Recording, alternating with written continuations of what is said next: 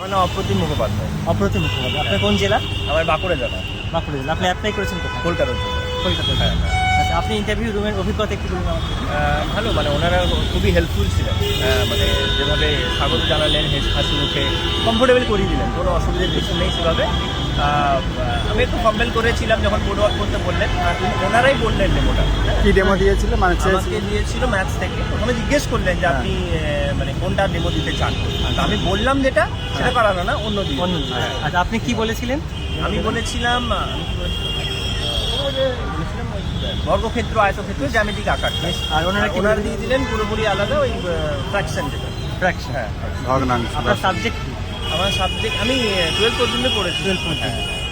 আর আপনার অন্য কোনো প্রশ্ন করেছি সিচুয়েশনাল বেসড বা সাবজেক্ট? সিচুয়েশনাল বেসড আমাকে করা হয়েছিল ওই উদ্ভিদের নাম, যেটা ওই কাজে লাগে যাতে মানুষের। ভেষজ উদ্ভিদ। হ্যাঁ, ভেষজ উদ্ভিদ। হ্যাঁ, আমি বলেছিলাম, দুটোই বলেছি, কিন্তু ওনারা বললেন আরেকটু ট্রাই করতে বললো, যেটা মানে হয় না কি, আমি বললাম সর্পগন্ধা। আচ্ছা। তো এবার ওটা কিসে কাজে লাগে বলে, ওটা তুমি ঝট করে খুঁজে পাবে না। হ্যাঁ, ওই যে যেমন সেটা থানকুনি, দাও। কুলেখাড়া, এমন যে হ্যাঁ, গাছগুলো। মানে যেটা মানে বাচ্চাদেরকে চেনা হ্যাঁ। যাবে। এই আর ওই যে উচ্চ মাধ্যমিক পরে ওরা জিজ্ঞাসা করেনি যে আপনি গ্রাজুয়েশন কেন করেন, আমি সেক্ষেত্রে। ওয়েব ডেভেলপার বললাম আমি। আচ্ছা। তো সেই হিসেবে ওনারা জিজ্ঞেস করলেন ওয়েব ডেভেলপমেন্ট মানে ডেভেলপমেন্টটা কী। আপনার মানে কতক্ষণ ইন্টারভিউ নিয়েছে?